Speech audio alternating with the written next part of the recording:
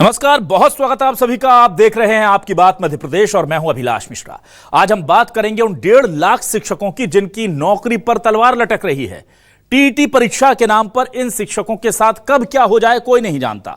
Supreme court का आदेश है, इसलिए राज्य सरकार को भी उनकी मजबूरी है कि उसे उसकी पालना करनी है। लेकिन बीच का रास्ता निकालने के लिए लगातार ये शिक्षक सरकार से मांग कर रहे थे। एक बार मध्य प्रदेश सरकार इनकी मांग को लेकर सुप्रीम कोर्ट में याचिका लगा चुकी है, लेकिन वहां पर सुप्रीम कोर्ट ने यह कहते हुए याचिका रिजेक्ट कर दी कि परीक्षा तो देनी ही होगी, लेकिन एक राहत दी थी कि परीक्षा की जो तारीख थी, जो 1 साल की म्याद थी, उसे बढ़ाकर 2 साल कर दिया गया था। अब अगस्त 2028 तक इस परीक्षा को सभी शिक्षकों को देना होगा जिन्होंने पात्रता परीक्षा के से लागू हुई है जब से, उससे पहले नौकरी पाली थी। मामला क्या है? मामला समझ लीजिए कि जो शिक्षक 2009 से पहले भर्ती हुए थे, उन्हें पूरे देश में, ऐसा नहीं कि सिर्फ मध्य प्रदेश का नियम है, पूरे देश में पात्रता परीक्षा देनी होगी यह साबित करने के लिए कि वो आज की शिक्षा देने के लायक हैं या नहीं। शिक्षक पात्रता परीक्षा, टीचर्स एलिजिबिलिटी टेस्ट यानी कि टीईटी।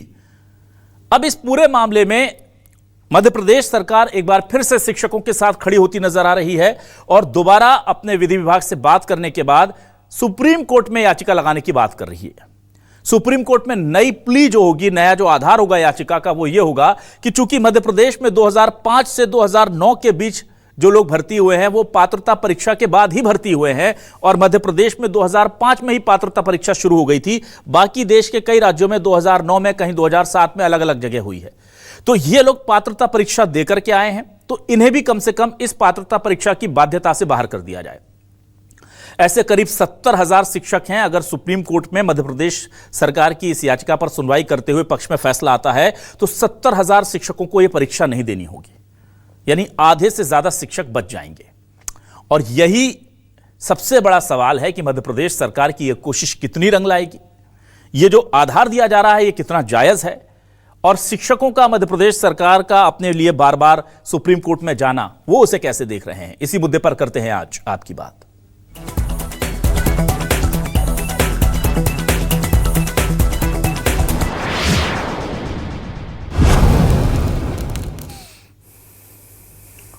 तो सबसे पहले सुनते हैं कि शिक्षकों का कहना क्या है इस पूरे मामले को लेकर, वो क्या चाह रहे हैं और सरकार जब दूसरी बार सुप्रीम कोर्ट में उनकी याचिका लगाने जा रही है उनके हित में, वो क्या कह रहे हैं, सुनिए। हमारी गवर्नमेंट 2005 से लेकर 2009 तक के लिए फिर से सुप्रीम कोर्ट जाने की तैयारी कर रही है और ये हम सब के लिए खुशी की बात है कि हो सकता है उन लोगों को एग्ज़ाम ना देना पड़े, क्योंकि वो लोग ऑलरेडी एग्ज़ाम देकर आए हैं, तो दोबारा एग्ज़ाम कराने का क्या ही मतलब है। तो हमारी सरकार का जो ये निर्णय है वो बहुत अच्छा है कि वो फिर से इस पर विचार करे। 5 से 9 तक 2005 से 2009 तक नियुक्त शिक्षकों के विषय में परीक्षा से उन्हें मुक्त किए जाने हेतु सुप्रीम कोर्ट पर याचिका दायर करने का विचार भी कर रहा है। ऐसी परिस्थिति में शिक्षक साथी बड़ी दुविधा में है। उन्हें परीक्षा की तैयारी करना चाहिए कि शासन के इस प्रयास का जो शासन करने जा रही है उसके निर्णय की प्रतीक्षा करना चाहिए।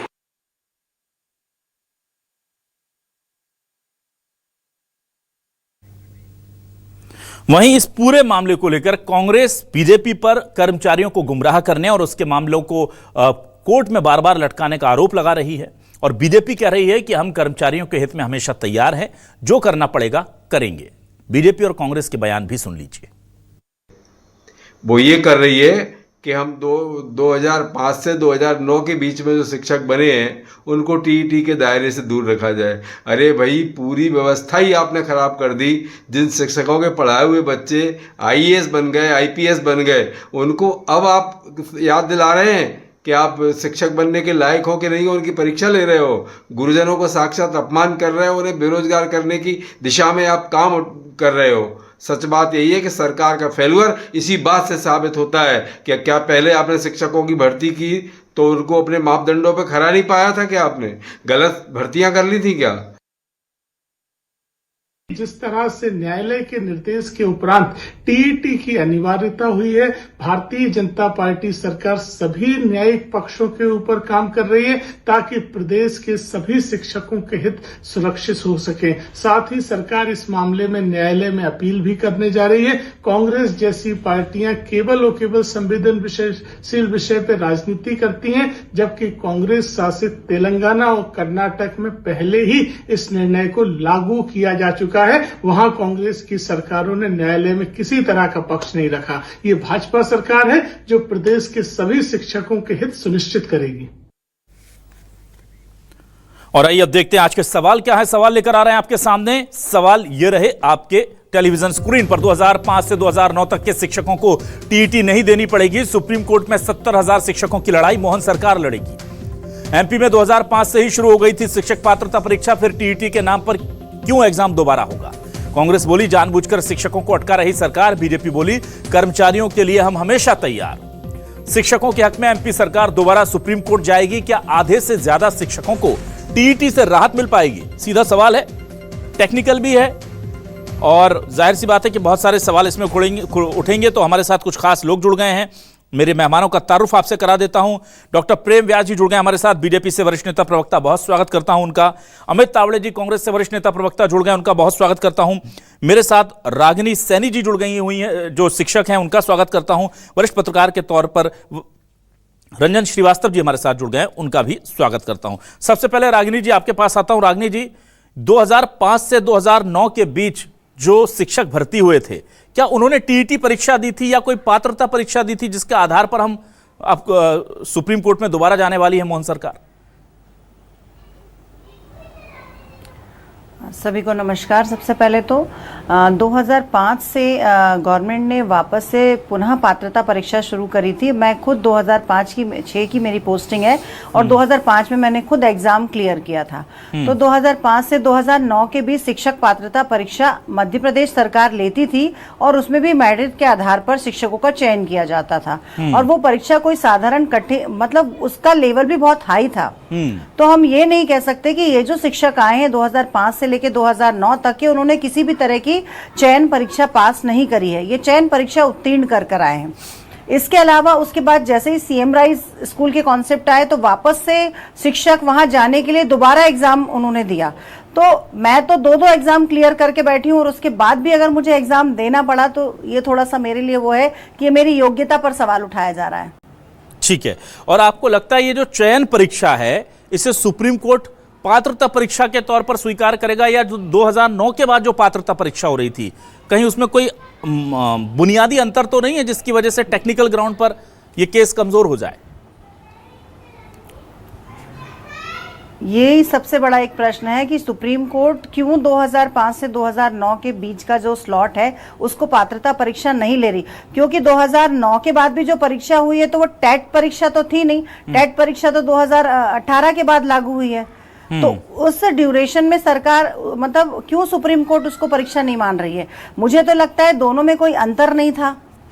दोनों परीक्षाएं सेम तरीके से ली गई थी, क्योंकि 2010 के बाद जो परीक्षा ली गई है वो कोई अलग तरीके से नहीं ली गई, इसी तरीके से ली गई है। पहली परीक्षा व्यापम ने ली थी, बाद में दूसरे विभाग द्वारा ली गई है परीक्षा। तो आप ये कह रहे हैं कि 2018 से पहले वाली परीक्षाएं, 2009 से 18 के बीच वाली, वो भी चयन परीक्षाएं ही थी, वो भी टीईटी परीक्षा नहीं थी, आप ये कहना चाह रही हैं? हाँ, वो भी चयन परीक्षाएं थी, वो कोई टेट परीक्षा नहीं थी। ठीक है। टेट का कॉन्सेप्ट तो 2018 से आया, उसके बाद वो परीक्षा हो रही है। उससे पहले तो सेम यही परीक्षाएं हुआ करती थी। फिर 2005 से 2009 के बीच के ही लोगों को क्यों छोड़ा जा रहा है? ठीक है, चलिए ठीक है, आपकी बात बहुत अच्छे तरीके से आपने रखी। अब मैं इस पूरे मामले पर अमित तावड़े जी आपके पास आता हूं। अमित जी, देखिए, ये पूरा मामला इसलिए भी बहुत बड़ा है क्योंकि लाखों शिक्षकों का मामला है। 1.5 लाख शिक्षक, 1.5 लाख शिक्षक मतलब उनके परिवारों को जोड़ ले तो ये बहुत बड़ा वर्ग है और सीधे नौकरी पर तक तलवार है। उनके प्रमोशन नहीं होंगे, उनकी नौकरी जा सकती है, बहुत बड़ी दिक्कत है। सुप्रीम कोर्ट में एक बार मोहन सरकार गई थी, लेकिन वहां पर चूंकि 65 याचिकाओं को, सारी बाकी और भी देश के अलग अलग राज्यों से याचिकाएं आई थी, उनको खारिज कर दिया गया। अब दोबारा इस प्ली पर जब जा रही है सरकार, तो आपको क्या लगता है, ये आधार आपको वैलिड लगता है, ग्राउंड ठीक लगता है इस पर जाने का? देखिए, अंधेर नगरी और चौपट राजा, ये डबल इंजन की जो सरकार है, ट्रिपल इंजन की जो सरकार है, वो कहीं ना कहीं सारे कोई भी वर्ग हो, चाहे छात्र हो चाहे शिक्षक हो, सभी का जो है वो भाग्य जो है अधर में लटका हुआ है।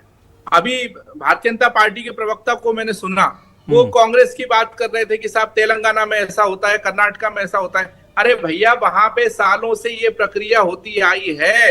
कोई ऐसा नहीं है कि 10 साल पहले किसी को आपने नियुक्ति दी हो और उसको बीच में आप टेस्ट करा रहे हो। ये ऐसी कोई प्रक्रिया वाली बात नहीं है। दूसरी बात ये है कि आप यदि अदर स्टेटों में हम बात करें तो वहां पे एक भर्ती की एक सामान्य प्रक्रिया, बहुत बहुत सामान्य सी एक प्रक्रिया है, चीजों को उलझाया वहां पे नहीं जाता। किसी भी स्टेट की हम बात करते हैं, लेकिन मध्य प्रदेश में जहां पे व्यापम जैसे एक ऐसा दाग लगा, जहां पे हम केंद्र में देखें तो नीट परीक्षा जैसी फेल हो गई, तो शिक्षा व्यवस्था जो धराशायी हो रही है भारतीय जनता पार्टी के राज में, इसको आपको हमको सबको समझना होगा।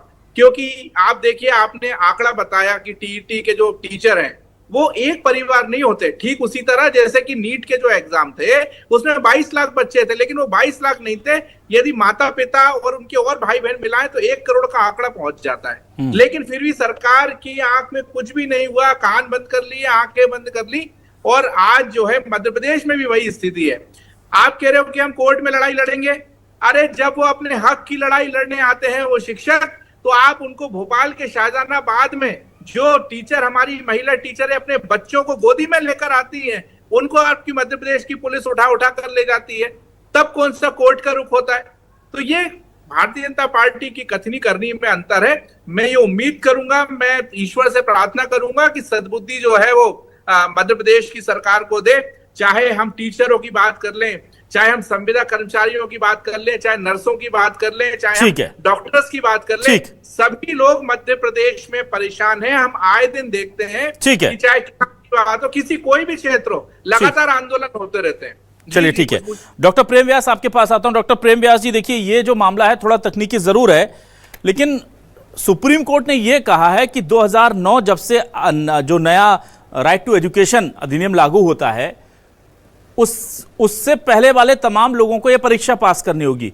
सुप्रीम कोर्ट के जो आदेश हैं, जो गाइडलाइन है, उसमें कहीं उन्होंने टीईटी या चयन या कुछ नहीं लिखा। उन्होंने कहा कि एक पात्रता परीक्षा पास करनी होगी। अब ये जो पात्रता परीक्षा है, ये 2005 से 2009 की, आप मान्य करवा पाएंगे? इसके आधार क्या हैं? सरकार जा तो रही है, लेकिन जैसे पिछली बार गए थे हमारे पास उतने वैलिड ग्राउंड नहीं थे और सुप्रीम कोर्ट ने हमको राहत नहीं दी। इस बार राहत मिलेगी, इसके लिए क्या आपने तैयारी की है? देखिए अभिलाष जी, मुझे लगता है सर्वप्रथम तो ये जानने के प्रयास करना चाहिए कि ये जो समस्या और दुविधा उत्पन्न हुई ये क्यों हुई। 2009 में आपने राज्यों के दरवाजे तो बंद कर दिए थे। कि आपने जानने का प्रयास करा कि आप जब आरटी एक्ट ला रहे थे, उस आरटी एक्ट में आपने जो प्रावधान रखे हैं, जिसके अनुसार सुप्रीम कोर्ट ने बार बार दिशा निर्देशन और आदेश दिया है, क्या उसमें इन टीचर्स को राज्यों के आधार पर जो एग्जाम्स हुई है उसमें वरीयता थी और उनके जो आकलन थे उनका डाटा दिया था सुप्रीम कोर्ट में? तो मुझे लगता है कि जिस तरह से पूर्व के कृत्य थे, और प्रदेश सरकार ने तो यह तय किया है कि शिक्षा की गुणवत्ता और शिक्षा का अधिकार और शिक्षकों का अधिकार यह सुदृढ़ हो। और जो कांग्रेस पूर्व में मैकेनिज्म लेस थी, उस मैकेनिज्म के लेस के तहत क्या हुआ था? गुरुजी शिक्षक हुए थे। गुरुजी शिक्षकों की भी हमने 3-3 बार एग्जाम्स ली और उनको 100% नियुक्तियां दी। इसलिए कहीं कोई तलवार लटकने का प्रश्न नहीं होता। हाँ, न्यायिक प्रक्रियाओं में न्यायिक प्रणालियों का पालन पूर्णतया करना होता है। सुप्रीम कोर्ट के दिशा निर्देशन थे, उसके बाद में राज्य सरकार ने रिव्यू पिटीशन दायर करी। रिव्यू पिटीशन दायर करने के पश्चात उस समय काल को 1 साल के लिए बढ़ाया गया और अभी जब फाइनल आदेश आया तो मुझे लगता है कि उस आदेश में जिन बातों का उल्लेख पूर्व में है, जो पात्रता परीक्षाएं प्रदेश ने अपने स्तर पर करी थी, जिनमें चयन प्रक्रियाओं का पूर्णतः पालन किया गया था, इन सब मापदंडों को सुप्रीम कोर्ट के समक्ष रखा जाएगा। और आदरणीय मुख्यमंत्री डॉक्टर मोहन यादव जी ने पूर्व में भी स्पष्टता से कहा है और उसके पूर्व में भी हमारी सरकार ने स्पष्टता से कहीं भी किसी भी टीचर्स का, शिक्षक का और शिक्षार्थी का अहित ना हो। लेकिन जिस तरह से जो नियम बनाए गए थे, उन नियमों के तहत ही अगर दीर्घकालिक उसके पहले से तैयारी की जाती तो मुझे लगता है इनमें कहीं भी कोई अतिशयोक्ति ना होती कि वे नियम उन पर लागू नहीं होते। दूसरी तरफ है कि अगर राज्यों की बात करें तो मध्य प्रदेश में तो जिस तरह से हम व्यवस्थाओं को सुचारू रूप से प्रदर्शित कर रहे हैं, बार बार सेवा संशोधन नियम, सुविधाओं में बढ़ोतरी कर रहे हैं। आप बताइए ना, क्यों ले लिया आप कर्नाटका में? जब आपके शासित राज्य की बात करेंगे तो आप जो है कहेंगे कि आप दूसरे राज्य की बात कर रहे हैं। आप हिमाचल में क्यों ले लिए? आप तेलंगाना में क्यों ले लिए? भाई जहां पर आपके राज्य, वहां तो आपने मैकेनिज्म डिसाइड नहीं करा है। हमने मैकेनिज्म डिसाइड करा है न्यायिक प्रक्रियाओं में जो ठीक है। आदेश होते हैं कोर्ट्स के, उसका अवलोकन किया जाता है और ठीक है। अंतिम अवलोकन के पश्चात अगर राज्य सरकार किसी भी नियम के तहत कोई छूट चाहती है तो निश्चित रूप से उसको कानूनी प्रावधान के तहत न्यायालय के समक्ष विचार के लिए रखा जाता है। ठीक, और ठीक। निश्चित रूप से सरकार, प्रदेश सरकार ये कार्य कर रही है। और 2009 के बाद में टेट क्वालिफाइड टीचर्स ही हुए मध्य प्रदेश में, 2012 में भी एग्जाम्स हुई है, 2018 में हाई स्कूल और मिडिल स्कूल की एग्जाम्स हुई है। तो निश्चित रूप से हम शिक्षकों के साथ भी है, शिक्षार्थियों के साथ भी है और उन बच्चों के भविष्य के साथ भी है जो उन शिक्षा से जुड़े हैं। मेरा तो सवाल तीनों डॉक्टर प्रेम व्यास जी, विकल्पों आपने पर उसका कार्य जवाब किया नहीं दिया, जा रहा है। आपने कानून सारी के बात ध्यान में उसका रखा पूरा जा रहा है। ऊपर नीचे बता दिया। मैंने आपसे पूछा था प्रेम व्यास जी कि आपके पास क्या आधार लेकर आप कोर्ट जा रहे हैं। मैं दोबारा आऊंगा क्योंकि बहुत लंबा समय ले लिया आपने, पर मुझे इसका जवाब इसलिए चाहिए सर क्योंकि ये शिक्षकों से जुड़ा मामला है, प्रदेश के भविष्य से जुड़ा मामला है और हमारे पास तैयारी अच्छी होगी तो हम उम्मीद कर सकते हैं। मैं पहले एक बार जल्दी से रंजन जी के पास आ जाता हूं, मैं आपके पास आऊंगा सर। रंजन जी, मैं ये जानना चाह रहा हूं, देखिए बहुत टेक्निकल मामला है और ऐसा नहीं है, बहुत सारी याचिकाएं हर राज्य से लगभग लगी हैं इस मामले में और कोई भी राज्य सरकार नहीं चाहती कि भाई उसके जो एम्प्लॉय हैं 10, 20, 25 हजार, 50 हजार, 1.5 लाख, 2 लाख उनकी नौकरी चली जाए। लेकिन इस पूरे मामले में एक एजेंसी ऐसी हो सकती है जो अलग अलग याचिकाएं और अलग अलग चीजों का खात्मा कर सकती है, वो हो सकती है केंद्र सरकार। इस मामले में केंद्र सरकार भी प्ली कर सकती है माननीय सुप्रीम कोर्ट के पास जाकर कि भाई अलग अलग राज्यों से दिक्कतें आ रही है, इसमें कोई बीच का रास्ता निकालिए। हालांकि सुप्रीम कोर्ट ने कहा है कि हम आपका एक साल और बढ़ाते हैं, पर अब जो है मध्य प्रदेश सरकार ये दोबारा जा रही है, तो क्या आपको लगता है इस प्ली को माना जाएगा कि 2005 से 2009 के बीच एक परीक्षा ली गई थी चयन से पहले, तो वो तो 2005 से पहले भी बिना परीक्षा के थोड़ी कोई शिक्षक बन जाता था। रंजन जी, परीक्षा तो तब भी देकर बनते थे। अभिलाष जी देखिए, बहुत क्लियर है, सुप्रीम कोर्ट के दोबारा जजमेंट के बाद जो पिछले साल आया अगस्त 2025 में, उसमें बहुत क्लियर है कि अब आपको छूट नहीं मिलेगी। इफ एंड बट नहीं है, उसमें पॉलिटिक्स होता रहा इधर उधर। लेकिन सुप्रीम कोर्ट जो आपने आरटी की बात की थी 2009 में, तो जो 2010 में जो national council for teacher education था, एनसीटी जो बोलते हैं, एनसीटी को बोला गया कि आप उसमें मिनिमम क्वालिफिकेशन आपको डिसाइड करना पड़ेगा। वो क्योंकि जो बच्चों की शिक्षा है अभिलाष जी, जो आर्टिकल 21A है कॉन्स्टिट्यूशन का, उसमें उनका राइट बनता है। तो बच्चों का राइट है कि अच्छा एजुकेशन ग्रहण करें।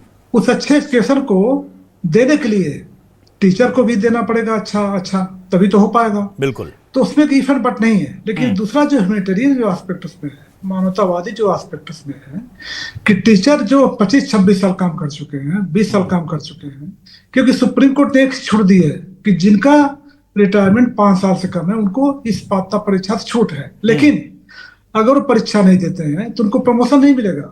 अगर प्रमोशन चाहिए तो उनको भी परीक्षा देनी पड़ेगी। ओके। तो जो भी टीचर आपको परीक्षा देनी है, अब सवाल है कि सुप्रीम कोर्ट इसको राहत दे सकता है, स्टेट गवर्नमेंट कुछ नहीं कर सकती है, उनको भी सुप्रीम कोर्ट जाना ही पड़ेगा जी। लेकिन मामला यही है जो आप बता रहे हैं, बिल्कुल अच्छा बात है कि जो अपने यहाँ जो चयन परीक्षा में दे करके जो टीचर बने, वो भी तो चयन परीक्षा देकर, तो क्या 2 बार चयन परीक्षा देना ठीक रहेगा? सेकेंडली, अगर मान लीजिए अभी जो परीक्षा हो रही फेल हो गए तो उनका 25-26 साल का नौकरी चली गई बेचारे के हमेशा के लिए। तीसरी बात है जो स्टेट गवर्नमेंट की चिंता है कि अगर मान लीजिए टीचर फेल हो जाते हैं, पास नहीं कर पाते हैं, तो जो पूरी शिक्षा व्यवस्था चल रही है अभी तक, वो उसमें चरमरा जाएगा। उसमें कैसे करेंगे वो? तो ये सब जो कंसर्न है लेकर के स्टेट गवर्नमेंट भी जाएगी, जो संगठन वो भी जाएंगे, क्योंकि अभी 15 साल तो एक पूरा हाई कोर्ट वगैरह में उलझा रहा मामला लीगल बैटल में अभी भी। तो सुप्रीम कोर्ट के क्लियर कट डिसीजन के बाद, जजमेंट के बाद, मुझे लगता नहीं कि और कोई राहत दे पाएगा। अल्टीमेटली आपको सुप्रीम कोर्ट जाना ही पड़ेगा। केवल मामला यह है कि जो चयन परीक्षा है वो क्या एनसीटी का जो मापदंड था, जो मिनिमम क्वालिफिकेशन का जो लेवल था, उसको मीट करता नहीं मीट करता है। अगर सुप्रीम कोर्ट कन्विंस्ड है मीट करता है तो छूट दे सकती है, नहीं तो आपको परीक्षा देना ही पड़ेगा। ठीक है, चलिए, बहुत अच्छे से आपने समझाया। राजनीश सैनी जी, अब मैं आपके पास आता हूं। आप ये मत सोचिएगा कि मैं नकारात्मक बातें कर रहा हूं, लेकिन मैं बस ये जानना चाह रहा हूं कि हम अपने आप को सही कैसे कोर्ट में प्रूव करेंगे। मुझे एक बात बताइए कि अगर आप 2005 से 2009 के बीच छूट मांगते हैं तो ऐसे ही कई राज्य होंगे जो कहेंगे कि हमको भी दे दीजिए, और 2005 के पहले भी तो चयन परीक्षा हुई थी, बिना चयन परीक्षा के तो कोई शिक्षक बनता नहीं था। तो आपकी यह प्ली की चयन परीक्षा ऑलरेडी हुई है, यह सुप्रीम कोर्ट में टिकेगी कैसे? देखिए 2005 से पहले चयन परीक्षा नहीं हुई है। जो 98 से 2005 की बात की जा रही है ना, उससे पहले चयन परीक्षा नहीं हुई है, डायरेक्ट भर्ती हुई है। अच्छा, है ना, कोई परीक्षा नहीं ली गई है। जो जिस निकाय में था उसकी वहां पर मतलब 98 से 2004 तक कोई परीक्षा नहीं हुई है।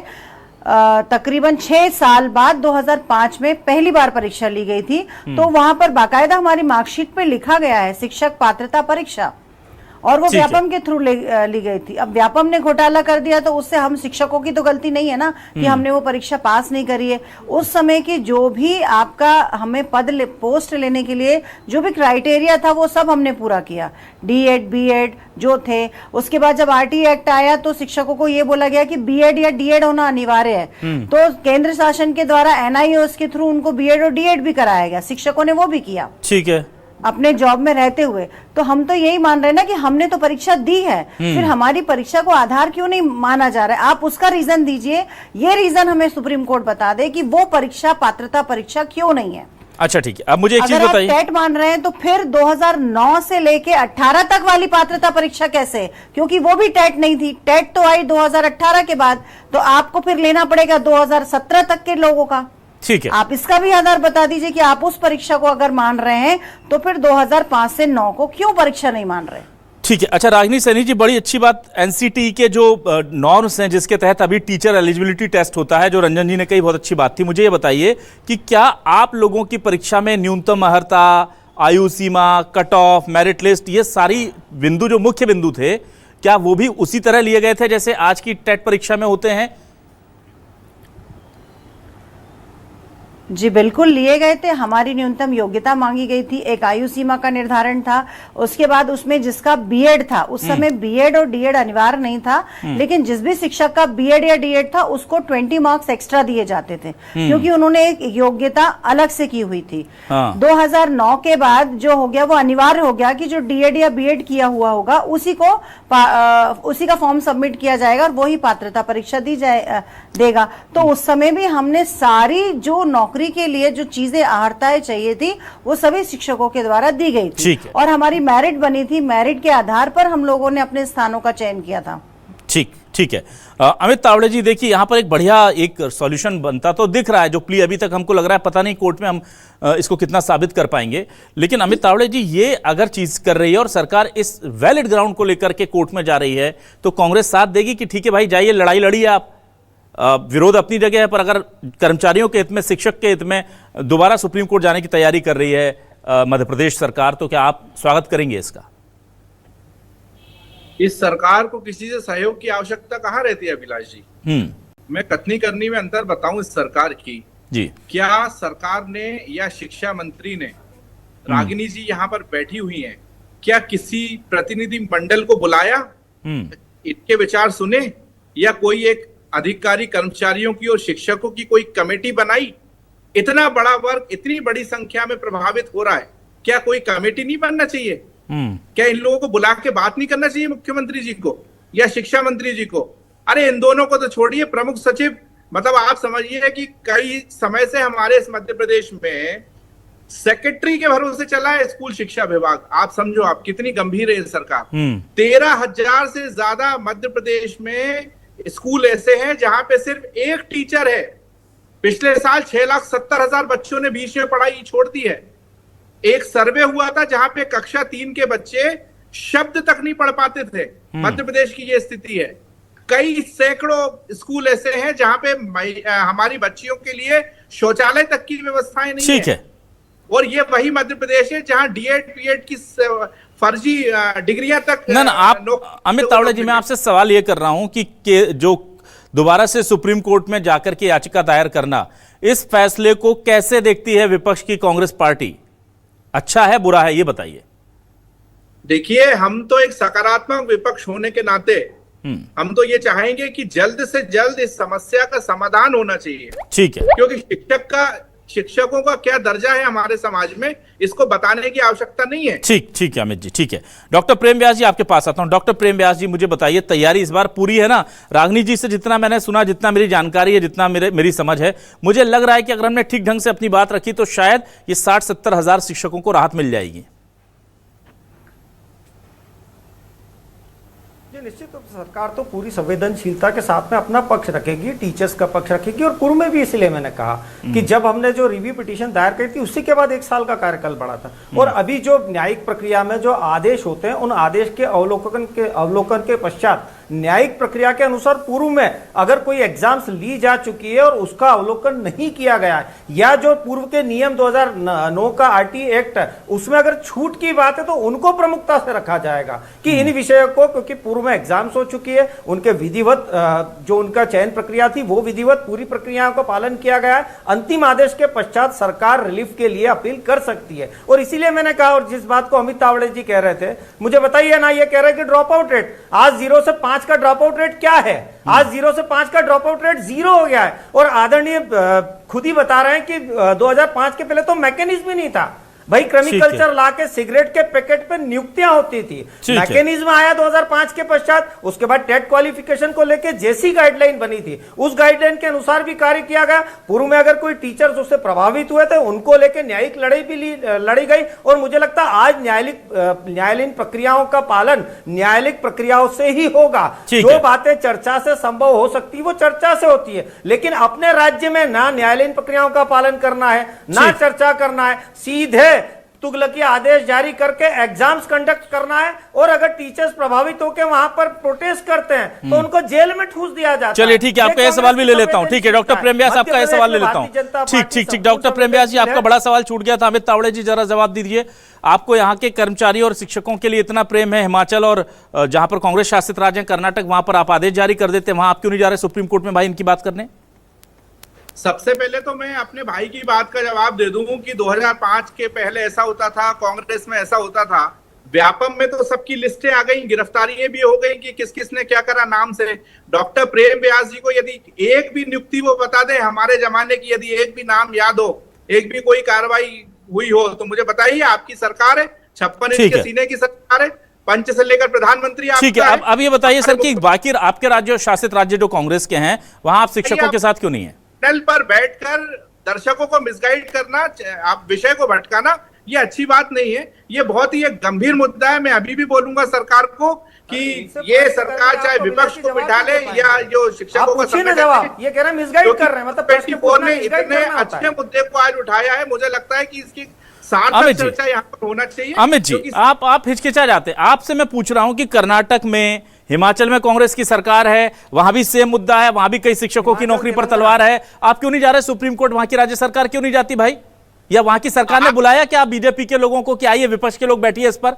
जब आप नहीं बुलाते तो ठीक है और बीजेपी की सरकार नहीं बुलाते तो गलत है।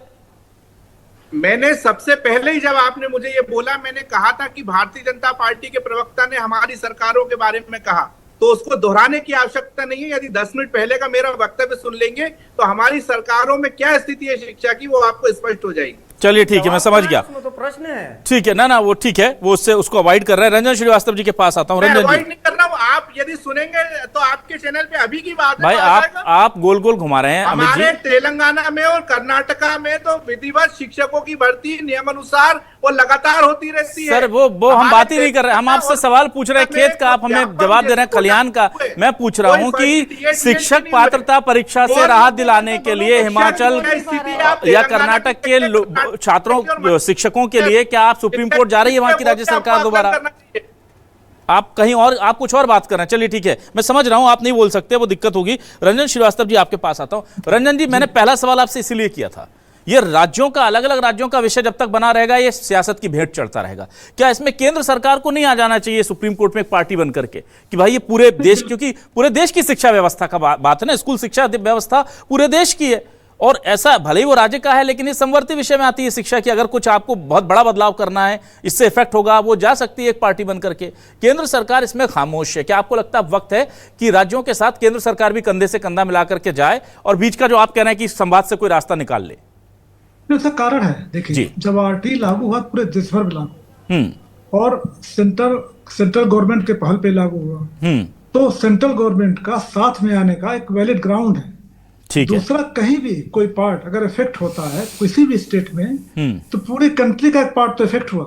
तो शिक्षा व्यवस्था चाहे तमिलनाडु को है, चाहे उत्तर प्रदेश का है, चाहे मध्य प्रदेश का है, पूरा देश का एक पार्ट तो इफेक्ट हो रहा है ना, तो उसमें तो बिल्कुल आना चाहिए। दूसरी बात यह है कि कुछ राज्यों ने, अभिलाष जी, एक रास्ता निकाला है। देखिए, अगर आप सुप्रीम कोर्ट पे मान के चलेंगे कि सुप्रीम कोर्ट मान जाएगा, तो नहीं मान तो क्या करेंगे आप? जी हाँ, बिल्कुल। तमिलनाडु ने रास्ता निकाला है, एक विशेष परीक्षा आयोजित की है, नंबर 1, 3 बार आयोजित करेंगे, और साथ में शिक्षकों के प्रशिक्षण की व्यवस्था भी हो रही है। उत्तर प्रदेश ने किया है कि जो टीचर ऑलरेडी अपॉइंटेड हैं, उनका इन हाउस वो टेस्ट लेंगे, वो उनको साथ में परीक्षा वो देते जाएंगे। क्योंकि टीचर्स की प्रॉब्लम क्या है, वो पढ़ाए बेचारे या पढ़े, दूसरा एग्जाम की तलवार लटकी हुई है, उस स्ट्रेस से क्या पढ़ा पाएंगे? तो ऑलरेडी एजुकेशन इफेक्ट हो रहा है, बच्चे इफेक्ट हो रहे हैं जी। तो ऐसे में कुछ त्वरित डिसीजन लेना पड़ेगा, चाहे सेंट्रल गवर्नमेंट हो, स्टेट गवर्नमेंट हो। और मेरे बिल्कुल आपकी बात से सहमत हूँ, दोनों मिलकर काम करना पड़ेगा। चलिए, जिससे पूरे देश की जो शिक्षा व्यवस्था है उस पर आँच ना आए। ये दिक्कत यही है कि हमारी सियासत इतनी भारी पड़ जाती है भाई। जब अपने हिमाचल के बच्चे हों या शिक्षक हों, मध्य प्रदेश के हों, कर्नाटक के हों, ये मिलकर के एक सामूहिक एक याचिका लगा देना, जो वैलिड 3-4 पॉइंट है। अलग अलग याचिकाएं लगती हैं, अलग अलग कोर्ट में जाती हैं, फिर वो धीरे धीरे करके सुप्रीम कोर्ट में पहुंचती हैं, फिर 32-85 याचिकाओं को एक बार सुना जाता है, तो उसका हश्र यही होता है। जब आप 15 साल निकल गए, इसी में 15 साल निकल गए, और सुप्रीम कोर्ट की भी बहुत अच्छी मंशा है कि हमारे बच्चों को गुणवत्ता युक्त शिक्षा मिले। पर हाँ, ये बात भी बहुत वैलिड है कि कोई भी फैसला, अगर मैं आज नौकरी पर आया किसी वजह से और मुझे 20 साल बाद ये कह दिया जाए कि आपके पास ये डिग्री नहीं है, या तो डिग्री ले आओ या नौकरी छोड़ दो, तो वो भी नैसर्गिक न्याय के खिलाफ दिखाई पड़ता है। तो इसके हिसाब से बीच का रास्ता निकालना चाहिए। और इसकी ये लड़ाई मुझे लगता है बीजेपी कांग्रेस को सियासी मसलों से दूर करके एक साथ, और केंद्र और राज्य सबको एक पार्टी बन के जाना चाहिए, ताकि सुप्रीम कोर्ट को दिखना चाहिए कि बड़ा मुद्दा है और हम इसका बीच का कोई निदान चाहते हैं। हालांकि सुप्रीम कोर्ट ने बहुत राहत दी है, पर वो बच्चों की गुणवत्ता की स्थिति को लेकर के बहुत ज्यादा चिंतित है, और वो होना भी चाहिए, क्योंकि सरकारें वो नहीं कर पाई, और इसलिए अब कोर्ट को इसमें दखल देना पड़ा। बहुत शुक्रिया अदा करता हूं डॉक्टर प्रेम व्यास जी, अमित तावड़े जी, रागिनी सैनी जी और रंजन श्रीवास्तव जी हमारे साथ जुड़ने के लिए, इस डिबेट का हिस्सा बनने के लिए। तमाम दर्शकों का शुक्रिया। नमस्कार।